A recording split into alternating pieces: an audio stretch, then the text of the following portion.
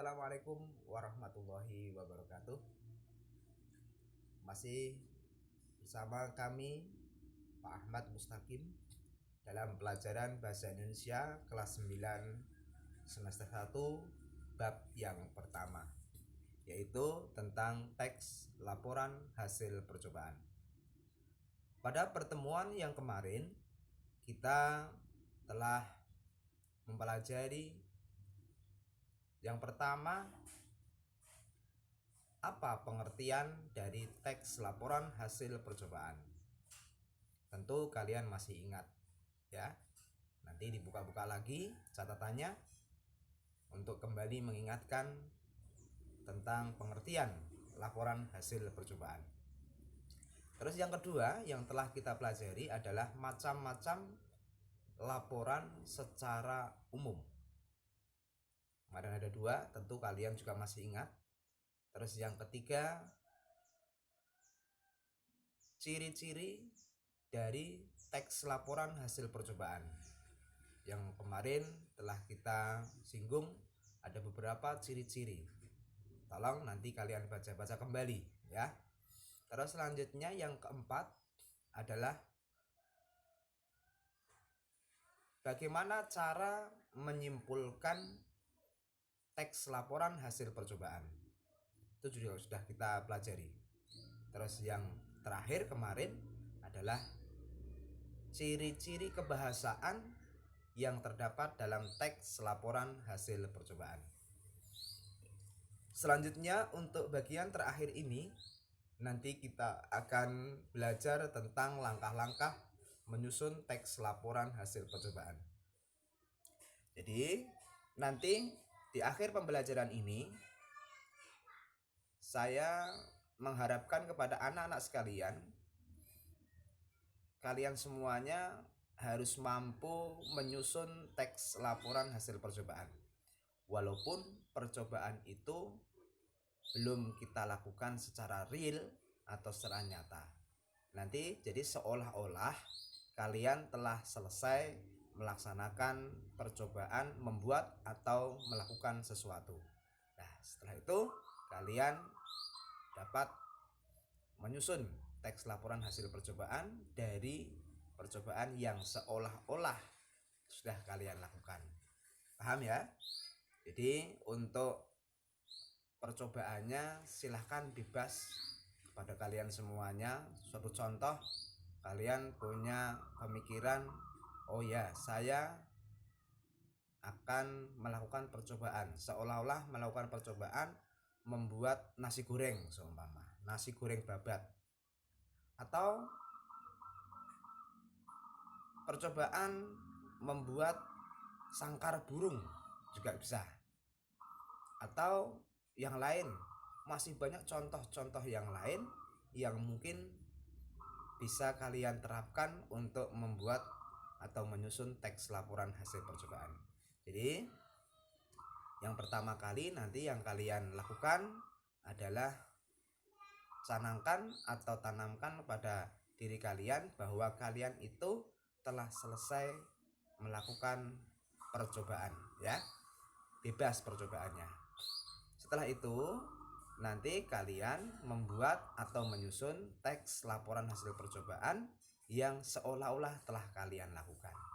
Nah, timbul satu pertanyaan, bagaimana langkah-langkah menyusun teks laporan hasil percobaan, gitu ya. Langkah-langkah menyusun teks laporan hasil percobaan. Yang pertama, nanti kalian tentukan topik atau tema laporan. Tentunya di sini berdasarkan pada percobaan yang telah kalian lakukan. Kalau tadi percobaannya adalah membuat nasi goreng babat ya, maka topiknya adalah membuat nasi goreng babat. Nah, otomatis seperti itu. Jadi antara percobaan dan topik maka harus sesuai.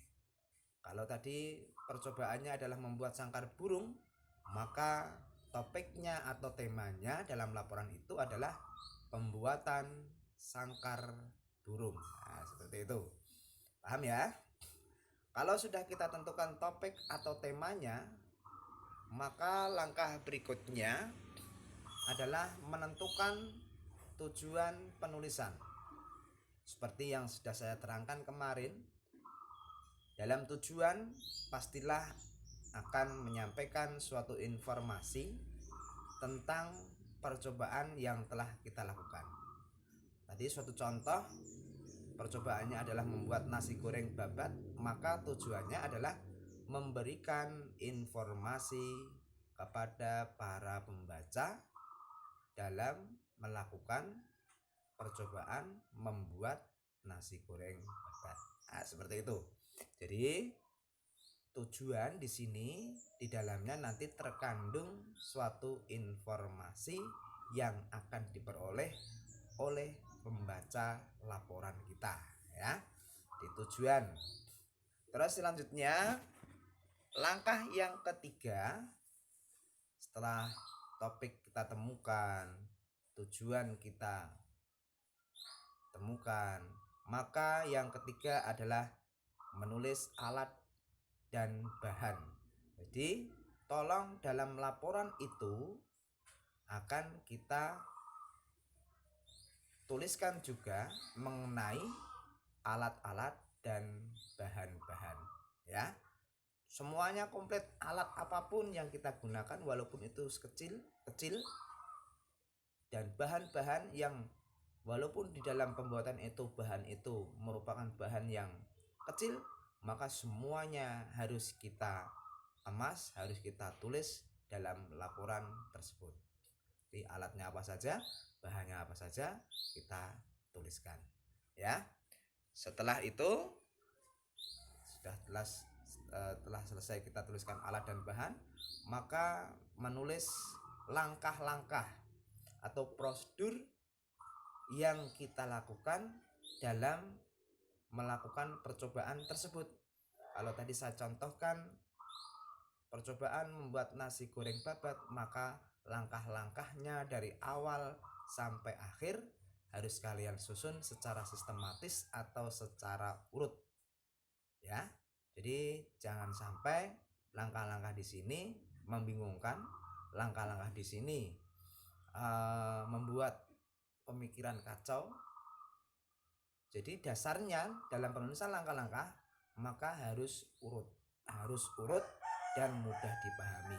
Dan jangan lupa di dalam langkah-langkah nanti kalian menggunakan kalimat yang singkat, jelas, dan padat, serta tidak menimbulkan suatu keraguan-raguan atau suatu pertanyaan. Ini sifatnya pasti ya dalam langkah-langkah di sini kalimatnya. Setelah itu langkah-langkah kita tuliskan, semuanya sudah selesai, maka kita tuliskan hasil percobaan yang telah kita lakukan. Apakah dalam percobaan membuat nasi goreng itu berhasil dengan baik atau kurang baik atau bahkan tidak baik, maka di dalam hasil dapat kita tuliskan bagaimana hasil yang kita lakukan setelah kita melakukan suatu percobaan. Oke ya. Terus selanjutnya yang keenam adalah menuliskan kesimpulan.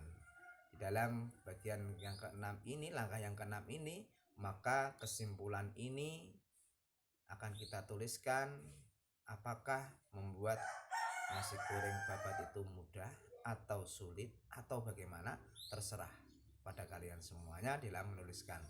Jadi sekali lagi anak-anak, langkah-langkah menyusun teks laporan hasil percobaan yaitu yang pertama, tentukan topik dulu atau temanya, terus tujuannya kita tentukan, alat dan bahannya kita tulis juga, langkah-langkahnya dari awal sampai akhir kita tulis, hasilnya bagaimana kita tulis, kesimpulannya bagaimana kita tulis. Jadi setelah 6 hal ini kita tulis dalam oret-oretan, dalam sket, dalam arti belum menjadi laporan, maka untuk hal ini 1 sampai 6 ini sudah bisa kita gunakan atau sebagai modal untuk membuat laporan hasil percobaan.